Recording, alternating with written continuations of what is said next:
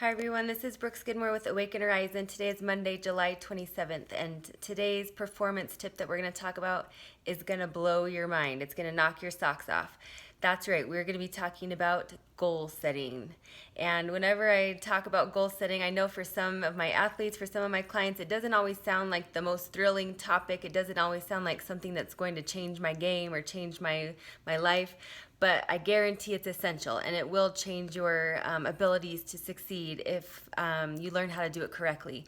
In my field in fitness and exercise, we talk about goals all the time, and I talk about goal setting as well with almost all of my athletes at some point.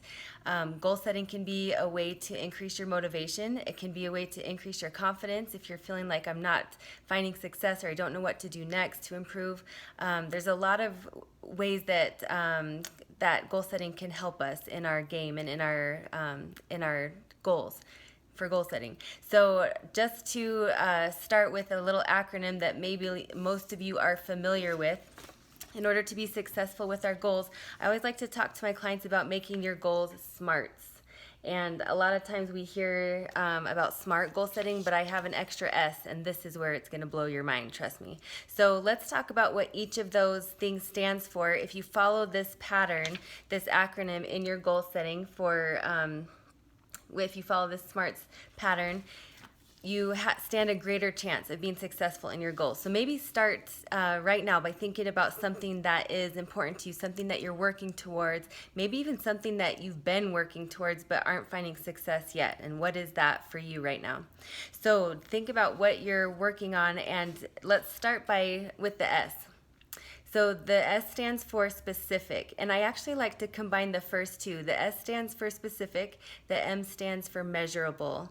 And the reason I like to combine these two is they have they're kind of connected in their own way. And so let's talk about, for example, something I hear a lot in the gym is I need to start eating better. Starting next week, I'm going to start eating better. And if I am thinking in terms of that, how do I know that I've done that by the end of the week or end of the day? How do I know that I've eaten better? How do I measure that? And so one thing I like to have my clients do is to physically write it down and to write down something that we will know by the end of today. For example, I can check this box and say yes or no, I did or didn't accomplish my goal. So for example, instead of just saying I'm going to start eating better, maybe your goal for this week, if that's your challenge, is to eat better. Maybe your goal is Monday, Wednesday, Friday. Let's just keep it simple. I'm going to try to eat minimum 4 fruits and vegetables. It's specific. It's what I'm going to do, and it's measurable. Yes, I can check a box and say yes or no. Did I accomplish that?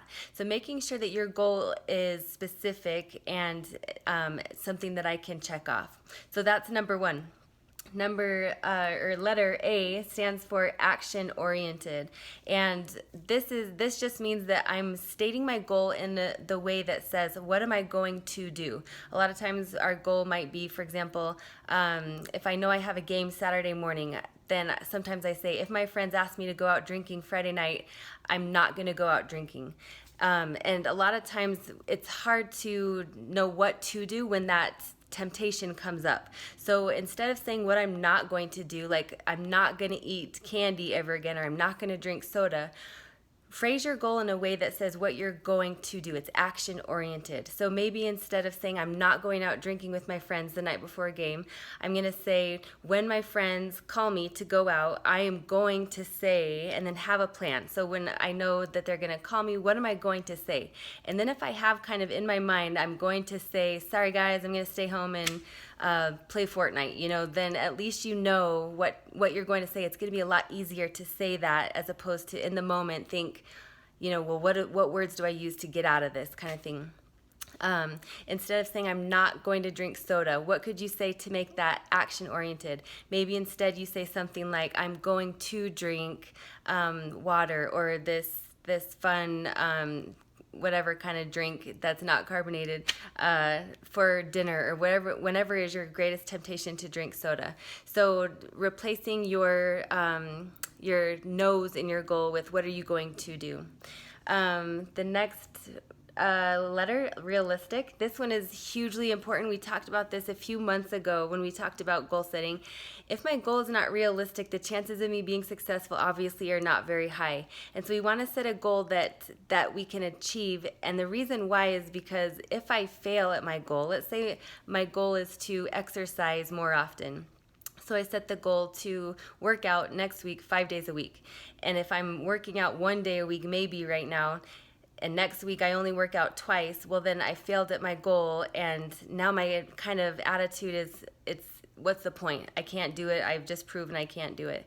So setting a realistic goal is important. And we don't want to set it too low. You want it to be high enough that it feels difficult. It feels like I actually have to work towards it. Some people will say like 15% higher than what you're already doing, but not so high that I'm bound to fail.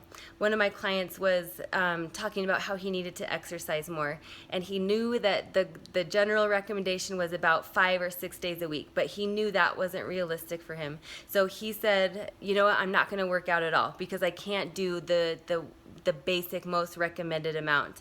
And as we worked together, I tried to help him understand that no one goes out and runs a marathon from running 0 miles. All of us, unless you have freakishly amazing biomechanics, start from a very small goal and we work our way up to that bigger picture.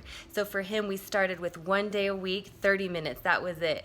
And as he felt more successful and confident in that, we added in another day. And so you start with something that feels realistic and doable for you. The T stands for timed. There needs to be some sort of deadline, some sort of, okay, I'm going to have this goal, or I'm going to check in with this goal in a week or by August 30th. So you have some sort of deadline. That helps us stay committed. It's easy to kind of push it to the side if I know that it's kind of like indefinite when I'm going to be done with this goal. So set a timeline for yourself. And lastly, the last S stands for self-determined. So is this goal your goal, or is this goal coming from a spouse, or is it coming from the doctor, or is it coming from your coach? We're way more likely to stick to our goal if we feel like it's my choice. I want to accomplish this. So phrase your goal and pick a goal that is something that you want to do and not just something that someone else is telling you that you need to do. So that's our SMART goal setting. As you're setting goals, try to make sure that your goal fits in line with all of those parameters, and you'll be way more likely to succeed. You might post your goal on the bathroom mirror, on the refrigerator, somewhere in your car, somewhere where you're going to see it often. Writing it down can be extremely helpful. It can make it feel more official and make me feel almost like a contract. I'm more committed. Tell someone your goal. I have my clients tell me their goals because they know I'm going to check in with them. They know that if they know I'm going to check in, they're more likely to make themselves do it, especially on the days that they're not really feeling into it. So make that part of your performance repertoire, and good luck with that, everyone. Thanks.